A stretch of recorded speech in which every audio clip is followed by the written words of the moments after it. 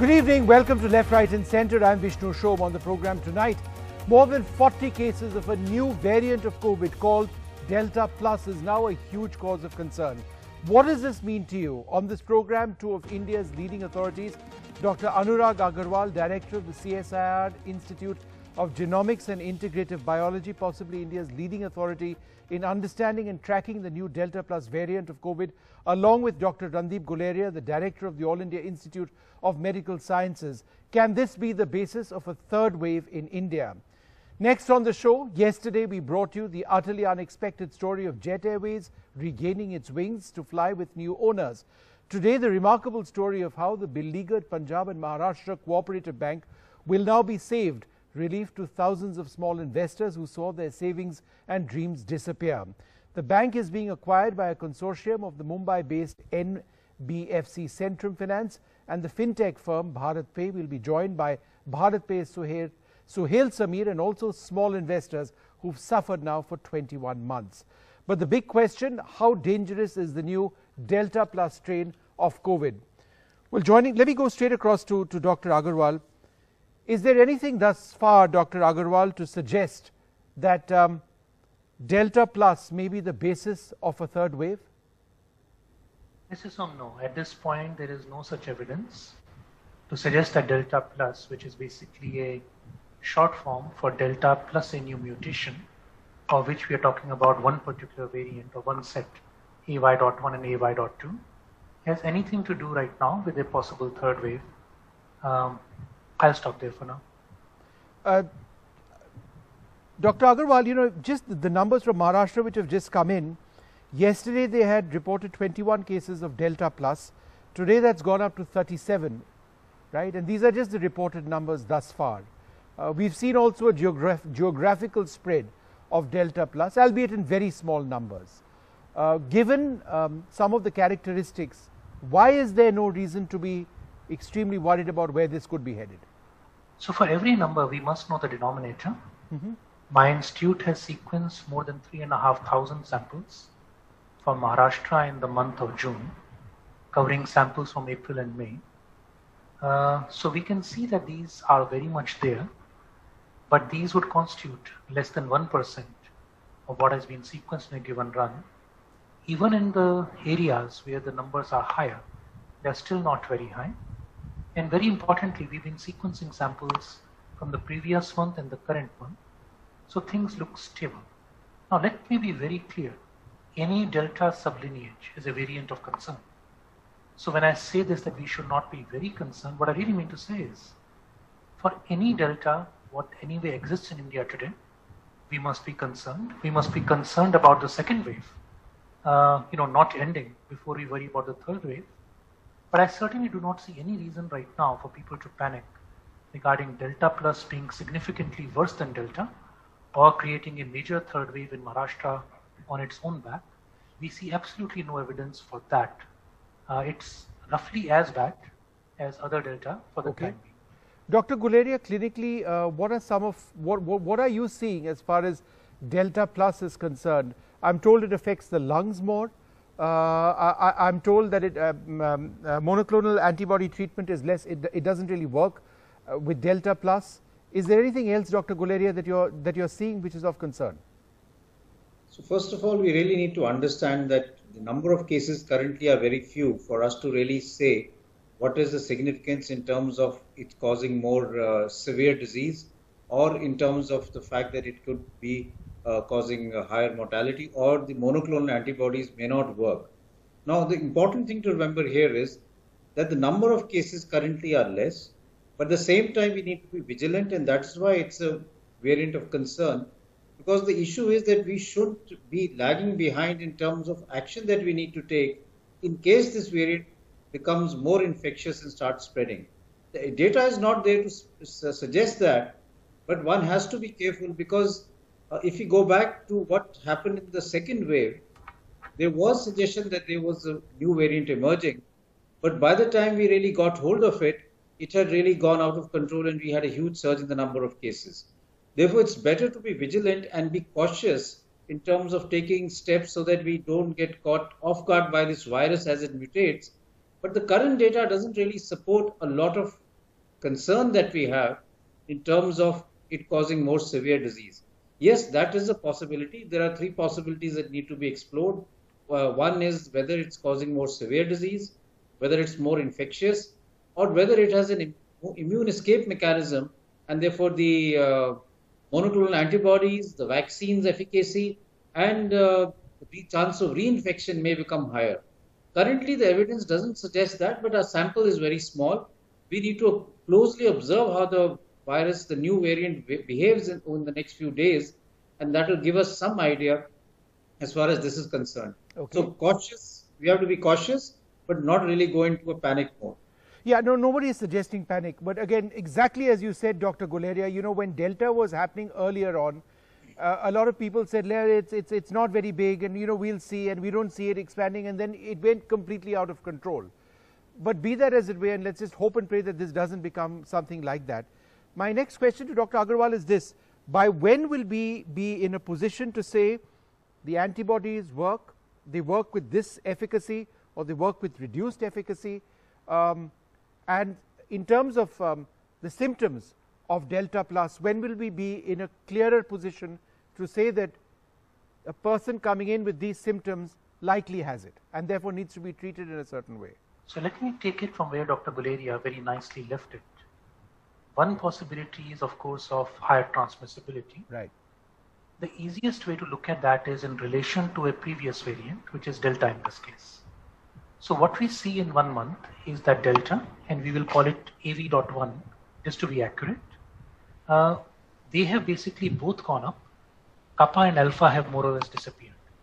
So they are similar to each other as it looks at 1 month. Right. We are sequencing very frequently for the districts that are involved, and we are using very expedited 24-hour sequencing as required.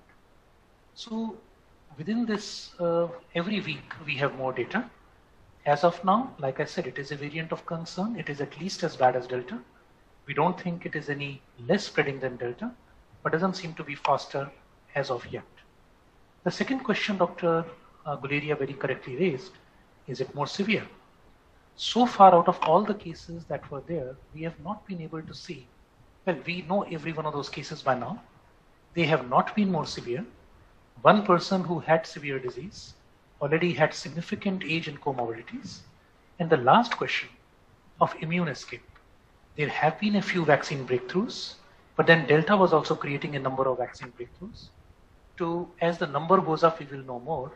And regarding your question regarding monoclonal antibody treatment, as you know, very few patients in India undergo monoclonal antibody treatment. So when we will be able to answer that question? No, but does it work really or not? difficult. I mean, irrespective of the number of people who actually, people who can afford it might be able to get it. That's a separate issue. So you would never know whether a treatment works on this variant until it is tried on a person with this variant. Then why in government press releases, has this appeared that monoclonal antibody treatment may not be effective? So K417N, the mutation in this particular one, has been shown in cultured condition with the virus not to be able to block the virus. Okay. So this provides a guidance to what to look for, because as Dr. Guleria said, we have to look for type 1, type 2, type 3. If you don't know what you're going to look for, you will not look for it. So these are guidances. Okay. Dr. Guleria, one more key aspect of all of this. In our vaccination process, we need to start getting very serious about vaccinating children as well. And now we are told that, trials, for even young children, very young children should be starting soon. Where are we? I believe even 2-year-olds and those above that age, the process of vaccination, or whether it's safe or not, has started out. Where do we lie with that, sir? Dr. Guleria. So the process of the trials has already started. The Bharat Biotech, which is looking at vaccinating children from the age of 2 years to 18 years, has already started, and a number of children have been vaccinated. There's been a very good response in terms of children wanting to come and get themselves vaccinated, parents bringing them. And therefore, I think we will be able to complete the recruitment very early. And then you just need to follow up the children just to see that they have good antibodies, and to see what is if the vaccines are safe and they have no side effects. So over the next 2-3 months, I think we will have good robust data which will be able to tell us that these vaccines work against children even as young as 2 years old, and they should then get the regulatory approval. Pfizer already has a regulatory approval, but for a little older age group. The other important thing to remember, which I'd like to highlight here, is that although we're talking of vaccination in children, two things are important. The current data still suggests that the mortality is higher in the elderly and those with comorbidities as compared to children, and therefore we must focus on vaccinating them first as fast as possible. Secondly, if we looked at data which was even through the vaccine trial data, vaccine recruitment data, and some data which was published by us as part of a trial, when we looked at the antibodies in children, we found that significant number of children already had antibodies in them, Right. although they had no evidence of infection. As a matter of fact, even for the trial, almost 50 to 60% of children who come for the vaccine trial cannot be recruited into the trial because they already have antibodies and they've had past infection. What it suggests is that children already possibly had infection in the past, they've recovered, and we have a good amount of immunity which may be present in children. So this worry that the next wave may really affect them in a bad way probably is not correct. All right. I'd like to thank you, gentlemen, very much for joining us. And Dr. Agarwal, it's great to know that at the moment, lots of riders, and one is being careful, and as are you both gentlemen, that this Delta Plus variant is not going to be what causes a third wave, and that there is no evidence right now to suggest that it is more dangerous than the Delta variant itself. The numbers are very limited, but more studies need to be done.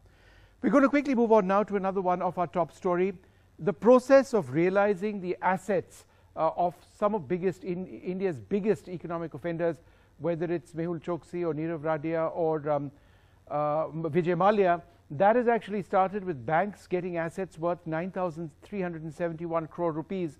That is 40% of the loss that the banks have actually suffered.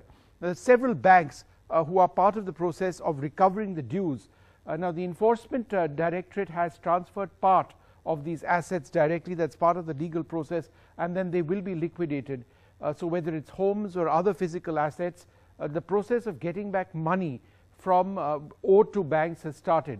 The banks, remember, suffered this whopping loss, 22,585 crore rupees. So how much or what percentage of that will actually be recovered in the long run? So no one really knows that, because the process of selling them, that's going to depend, and given the state of the economy, how much people are willing to pay, one doesn't know. But at the moment, the ED, the Enforcement Directorate, has attached assets worth 18,170 crores. That is 80% of the total bank loss. So that's what they managed to get around to.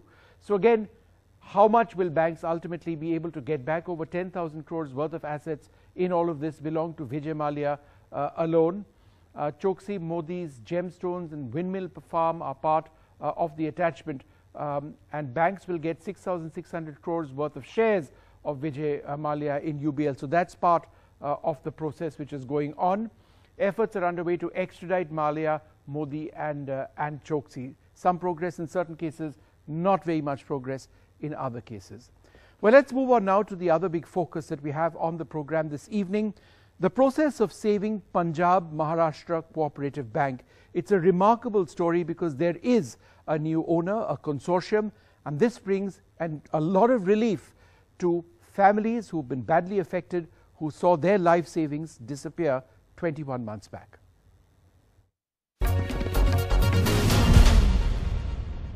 Well, yesterday we brought you the utterly unexpected story of Jet Airways regaining its wings to fly with new owners. Today, the remarkable story of how the beleaguered Punjab and Maharashtra Cooperative Bank will now be saved. That's relief to thousands of small investors who saw their savings and their dreams disappear. The bank will now be acquired by a consortium of the Mumbai-based MBFC Centrum Finance and the fintech firm BharatPe. Remember, PMC came under the control of the Reserve Bank of India in 2019 after it turned out that the management colluded, allegedly, with the HDIL group to illegally provide loans of 6,500 crores or 73% of its total loan book size. Joining us now, Sohail Sameer, the Group President of BharatPe. It's wonderful to speak to you because I think, it really does bring a great deal of hope to so many people who will be watching this program, small investors. So my first question is this: will depositors in the bank get their money back? I hope so, Som. I think where we are right now, I think it's too soon to say in the process. Right now, RBI has given us a in-principle approval along with Centrum to set up a small finance bank, right? So once the small finance bank is operational, which would take roughly 3 to 4 months, RBI has given us 120 days to make it operational.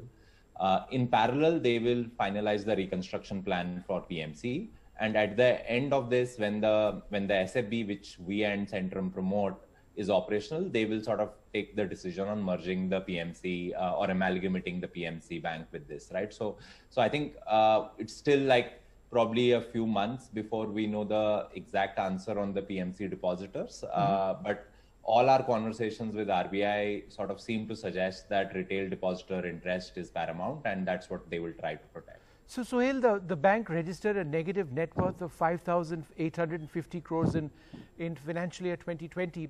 Why did you choose to take on this asset? Isn't it a huge risk for you?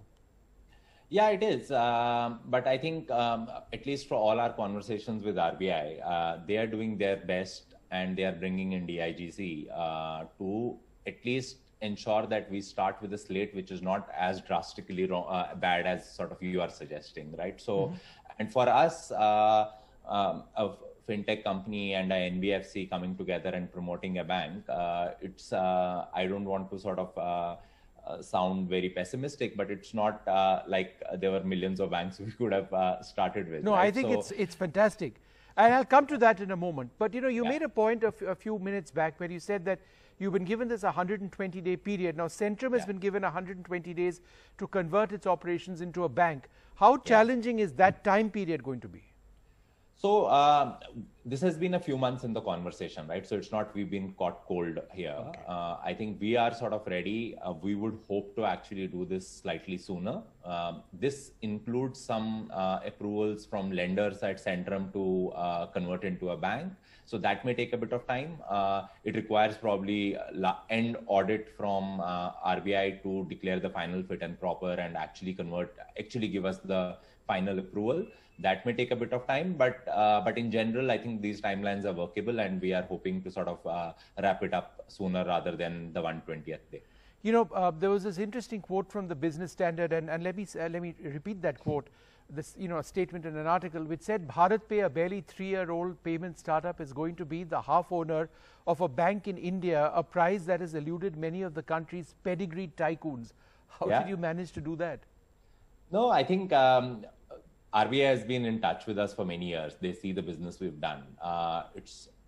Yes, it is a first. It's a great victory for us. It's also a big responsibility for us to deliver, because if we are able to deliver to the RBI mandate, it will hopefully pave the way for many fintechs going forward, sort of building banks in the country, right? But I think you have to also put it in context what we've achieved in 3 years. Not many people have, right? So today we process payments worth $10 billion on an annualized basis on our systems.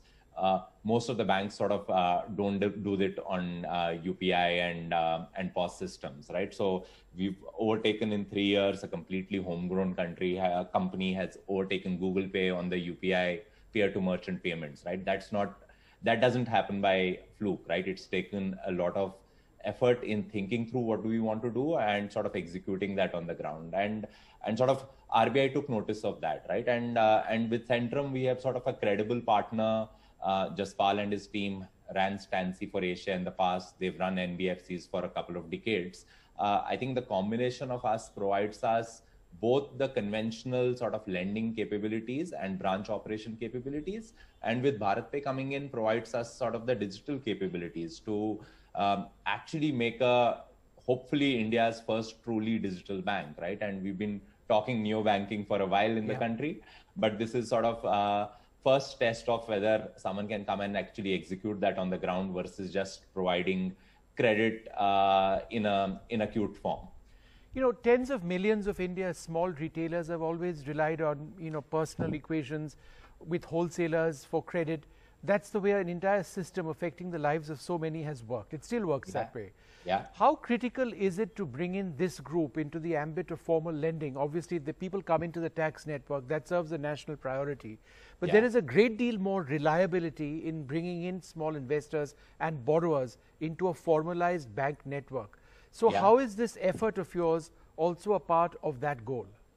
No, so I think we've always thought of ourselves as a merchant first company, and that's when we even started formal loans to merchants. And they are not in the tax ambit, a large part of them, and therefore it's very difficult for them to access formal credit, right? Because a bank trying to underwrite them on conventional data will most likely draw a blank, right? So, and these guys suffer because of that, right? The corner money lender rates, there is no point sort of discussing them.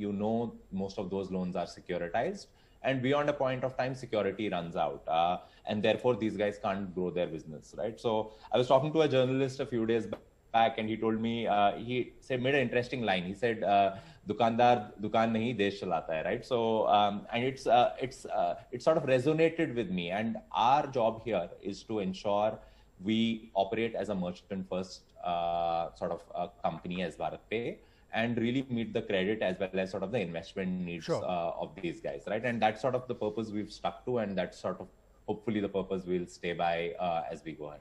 So a final question to you, what is your final message then to depositors in the bank who've had their assets freezed? I know in June RBI gave more. So what is your message to the depositors who lost hope? No, I think as far as I know, again, I don't want to overstep my prerogative, but as far as we understand as BharatPe and Centrum, I think RBI is sort of working extremely fast on resolving this. And at least sort of the ideas they have toyed with, they're all coming with a point of view of retail depositor first, right? And that's sort of their paramount sort of concern as we go about setting up the SFB and the amalgamation of PMC. So I would just say, stay tight. You've waited so long, wait another 2-3 months, and hopefully there is sort of a meaningful outcome for all of us at the end of this. Well, congratulations. It's a huge challenge ahead, but it certainly gives a lot of hope to a lot of people out there. And thank you so much for speaking to us. Thank you, Som. Take care. Well, what we are doing now is we're going to be joined by some of the small investors in the bank who saw their dreams evaporate, their savings evaporate, their lifetime's earnings disappear. But it's going to come back and it's secure is, I think, the essential message there. Chandar Purswani, the president of the PMC Depositors Forum, is with us. We're also with Manjula, joined by Manjula and Surinder Singh, who is also a depositor in the bank. Let me go across to Manjula first. Manjula, when this crisis struck the bank, how did your life change instantly? Actually, bank में crisis होने की वजह से मुझे बहुत problem होने लगी है जी। लड़की की शादी रुक गई है, पैसा पानी नहीं है, आदमी का काम नहीं चल रहा है, और अभी लॉकडाउन की वजह से भी मुझे बहुत प्रॉब्लम होने लगी है। कुछ समझ में नहीं आ रहा है, इन लोग कब बैंक चालू करेंगे। हम लोग को बस इतना कहना है कि हम लोग को हमारा पैसा पूरा दे दीजिए। You ask me personally, I mean, I also have my current account there, the business account was there, and other saving accounts are there. Plus my family accounts are there, so entire money got stuck there personally.